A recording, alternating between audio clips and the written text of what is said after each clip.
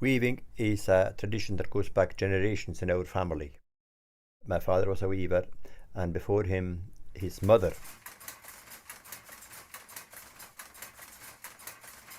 Now, one of my earliest memories, that of my father being a weaver and me going into the loom shed at a very early age. My dad would stop to make sure that we were well clear of the loom and perhaps a few words, and then I would either be put in a safe place away from the loom or else told no to go back down to the house. The noise of the loom to me then was deafening. As we grew older and stronger, we were given certain tasks to do, one of the first ones being filling up the bobbins. So that went on until such time that we were able to pedal the loom. That's not to say that we were weaving, but we were pedaling and being closely looked over by my dad. And then as time went on, we were allowed to do more tasks, one of them being changing the raft and tying in. Both functions that I enjoyed, I must say, and still do. The elements in our life at that time were the land, the sea, and the Tweed, all woven together.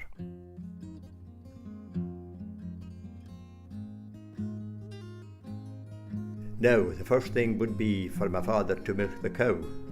After that, he would go and see to the weaving side of things, and then later on in the evening, after supper, my mum would sit us all down and conduct family worship.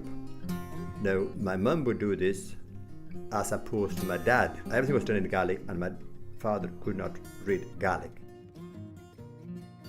Now, family worship would be late on in the evening, whereas my mother would sit us all down, mainly on the floor, and she would get the family Bible, read a few verses of Psalms, and then read a chapter, all in Gaelic. We had to be very quiet while this went on. But unlike other families, none of my parents had a singing voice, so there was no psalm singing in our worship.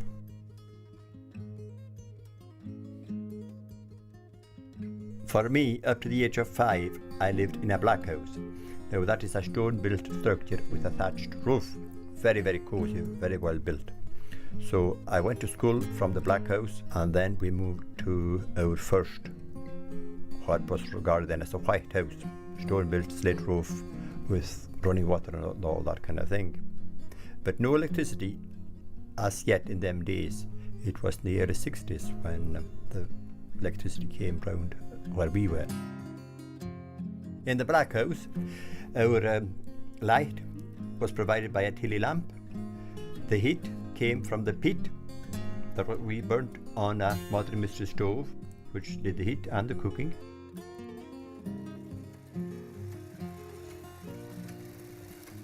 Now here in the loom in front of me, you have the long threads here, which are the warp, and across is your weft, coming through the heddles here. The reed, here you have the shuttle that that carries the weft from side to side of the loom, and it's the interlacing of the warp and the weft that forms the cloth. Of course, the tweed has to be hand woven at my own home here at Luscatire, where I live with my wife Maureen. Originally, this was my auntie's place, who lived here with her husband but didn't have a family. So me coming from a big family, I was sent here on school holidays. I really enjoyed being here, and I still do.